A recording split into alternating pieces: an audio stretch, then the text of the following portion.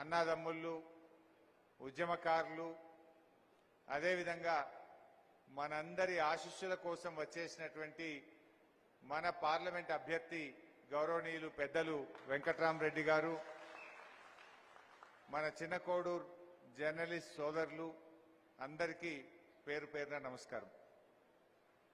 అయితే ఒకటే విషయం బాగా ఆలోచించండి. ఈ ఎన్నికలు మనకు చాలా కీలకమైనవి.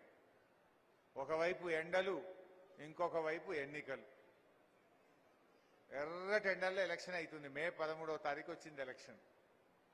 మనకు కొంచెం కష్టం తప్పని పరిస్థితి ఉన్నది. జనరల్గా హరీష్ అన్న అయితే గెలిచిండు కదా, ఇది మా ఎలక్షన్ కాదని అనుకున్నారనుకో, మనకే ఇబ్బంది అవుతుంది. నా ఎన్నిక ఎంత ముఖ్యమో మన సిద్దిపేటలో వెంకట్రామరెడ్డి గారి గెలుచుడు అంతకంటే ముఖ్యమనే విషయాన్ని కార్యకర్తలు గమనించాలి. సరే, ఈరోజు రాష్ట్రంలో అందరూ కూడా కాంగ్రెస్ పని అయిపోయింది. కాంగ్రెస్ సంగతి విఘ్నులైనటువంటి తెలంగాణ ప్రజలు అర్థం చేసుకున్నారు. అయ్యో ఆగమైతిమి, వీళ్ళ చెప్పుడు మాటలు విన్నాం అనేటువంటి విషయం ప్రజలకు కొద్దిగా మనసున పడతా ఉంది. ఇవాళ బీజేపీ వాళ్ళ సంగతి కూడా మనం మాట్లాడుకోవాల్సిన అవసరం ఉంది. ఇప్పుడు కేసీఆర్ తెలంగాణ ఉద్యమం ప్రారంభించిండు, కష్టపడి తెలంగాణ తెచ్చిండు. తెచ్చిన తెలంగాణలో ఒక్కటొక్కటి ఇల్లు చక్కబెట్టినట్టు చేసిండు పని. మనం కేసీఆర్ ముఖ్యమంత్రి అయినాడు ఏం పరిస్థితి ఉండే చిన్న కోడూరులో? కరెంటు సంగతి మీకు తెలియదా? 6 గంటలు 7 గంటల కరెంట్ వస్తుండే మన ప్రభుత్వం లేకముందు. రాత్రిపూట 3 గంటలు, పొద్దున్న దాకా 3 గంటల కరెంట్ వచ్చు. అప్పుడు కిరణ్ కుమార్ రెడ్డి గారు, అదే రోషయ్య గారు, రాజశేఖర్ రెడ్డి గారు ఉన్నప్పుడు 5-6 గంటల కరెంట్ వచ్చేది.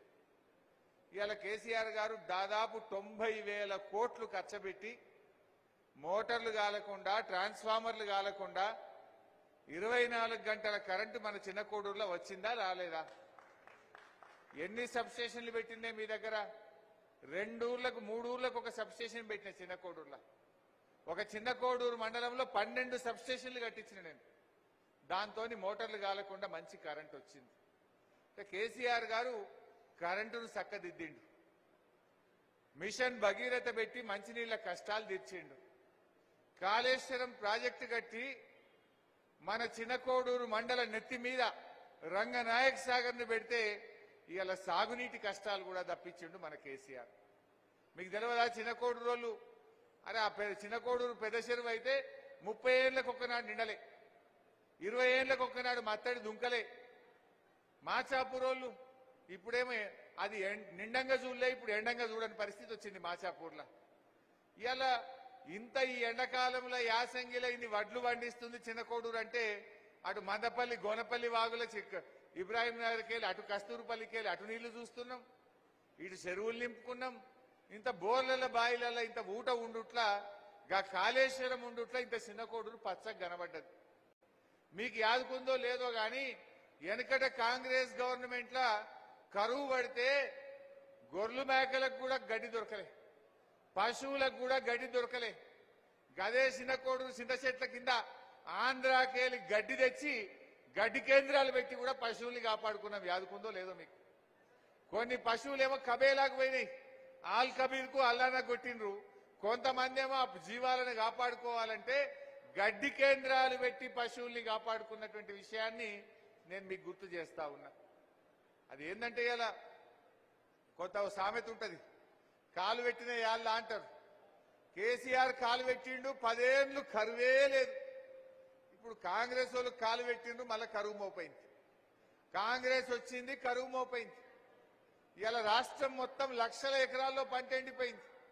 మళ్ళా మోటార్లు కాలుతున్నాయి. అలేవే ఊర్ల పొన్న మళ్ళా మోటార్లు కాలుతున్నాయి. ఊర్ల పొన్న మళ్ళా బాయి గడ్డల మీద క్రేన్లు పెట్టి లోతు తీస్తున్నారు, బాయిలు అవుతున్నారు. కొత్తగా బోర్లు వేసే పరిస్థితి వచ్చింది. మళ్లీ రైతులకు కష్టాలు మోపైనాయి. ఇలా ఏ ఒక్క హామీ అమలు చేసినారు కాంగ్రెస్ వాళ్ళు? ఎన్ని చెప్పిండ్రు? ఓడదాటదాకా ఓడమల్లప్ప, ఓడదాటినాక బోడమల్లప్ప అన్నట్టు చేసింది కాంగ్రెస్ వాళ్ళు. 100 రోజుల్లో 6 గ్యారంటీలు 13 హామీలు అమలు చేస్తామన్నారు. అయినాయా అమలైనయా? దాని పేరు ముద్దుగా పేరు పెట్టిండ్రు, ఏందంటే గ్యారంటీలు అని పేరు పెట్టిండ్రు. మరి గ్యారంటీ అంటే పక్కా చేస్తామన్నట్టు. మరి చేసిండ్రా? ఆయన తీసుకుపోయి ఛాయ్ దాపిరా బిడ్డ, అది చేసిండ్రా? నమ్మబలికిండ్రు. 6 గ్యారంటీలు అమలు చేస్తామని నమ్మబలికిండ్రు. నయ వంచన చేసింది ఇవాళ కాంగ్రెస్ ప్రభుత్వం. అందువల్ల దయచేసి ఆలోచన చేయండి. ఈ తాపగిట్ట మళ్ళా కాంగ్రెస్ వాళ్ళు చేతులకెళ్ళి జారిపోతే మళ్ళా 5 ఏళ్ల దాకా దొరకరు. కాంగ్రెస్ వాళ్ళ గట్టిగా సురుకు పెడితేనే రేపు నేను అసెంబ్లీలో బల్ల గుద్ది ఏమైంది మీ హామీలని చెప్పి నేను అడగగలుగుతా, కొట్లాడి హామీలు అమలు చేయించగలుగుతా. మొన్న అసెంబ్లీలో మాట్లాడిన మీరు చూసిండ్రు, పోయినసారి ఎంత గట్టిగా సమాధానం చెప్పిందో మీరు అందరు కూడా చూశారు. మరి రేపు కూడా మనం మాట్లాడాల్సినటువంటి అవసరం ఉంది. ఒకసారి చూద్దాం ఏమి హామీలు ఇచ్చిండ్రు, ఏమి అమలు చేయలేదు. మీకు అర్థమైతే మీరు ఊర్లలో పోయి ప్రజలకు అర్థం చేయించగలుగుతారు. దయచేసి కార్యకర్తలు అవసరమైతే మీ ఫోన్లో వీడియో తీసుకోండి, రికార్డు చేసుకోండి. ఊర్లలో పోయి మంచిగా అక్క చెల్లెలకు అన్నదమ్ములకు కాంగ్రెస్ ఎంత మోసం చేసిందో మీరు వివరించాల్సినటువంటి అవసరం. మొదటిది 2 లక్షల రుణమాఫీ. ఇవాళ రుణమాఫీ చేసిన వాళ్ళందరినీ నేను విజ్ఞప్తి చేస్తున్నా, ఎంబడే బ్యాంకు పోయి 2 లక్షలు తెచ్చుకోండి. డిసెంబర్ 9 నాడు నేను రాగానే మాఫీ చేస్తా. ఇవాళ చంద్రశేఖరరావు ఏమనుకుంటున్నా అంటే రుణమాఫీ చేసిన ఓట్లు నాకు పడతాయని. నేనేం చెప్తున్నా అంటే రుణమాఫీ అయిన వాళ్ళందరూ ఎంబడే పోయి మళ్ళీ 2 లక్షల రుణం తెచ్చుకోరి. డిసెంబర్ 9 నాడు నేను అవి మాఫీ చేస్తా. కాబట్టి రైతులందరికీ నేను విజ్ఞప్తి చేస్తున్నా, ఎంబడే పోయి బ్యాంకు పోయి లోన్లు తెచ్చుకోరి, వచ్చిన ఎంబడే నేను రుణమాఫీ చేస్తా. అయినా అదే 2 లక్షల రుణమాఫీ ఏమన్నాడు? డిసెంబర్ 9వ తారీఖు నాడు కుర్చీలో కూర్చోగానే మొదటి సంతకం పెడతా అన్నాడు. సిద్దిపేట అంటే మీకు తెలుసు కనుక నమ్మలే, కానీ వేరే దగ్గర జనం నమ్మిండ్రు. పాపం రైతులు ఈ 2 లక్షలు వస్తాయి కదా అని ఆశపడి ఓటేసిండ్రు.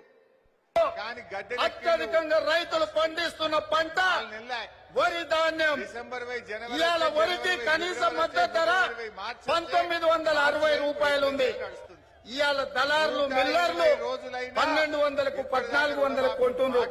కాబట్టి 1960 రూపాయలు ఉన్న వరి కనీస మద్దతు ధరకు మించి 2500తో ఒట్లు కొనే బాధ్యత జనంకు చెప్పుకోవాలన్నా వద్దా? మనం 2500కు క్వింటాల్ ఒట్లు కొనే బాధ్యత కాంగ్రెస్ పార్టీ తీసుకుంటుంది. అదేవిధంగా మొక్కజొన్న గిట్టుబాటు ధర రాక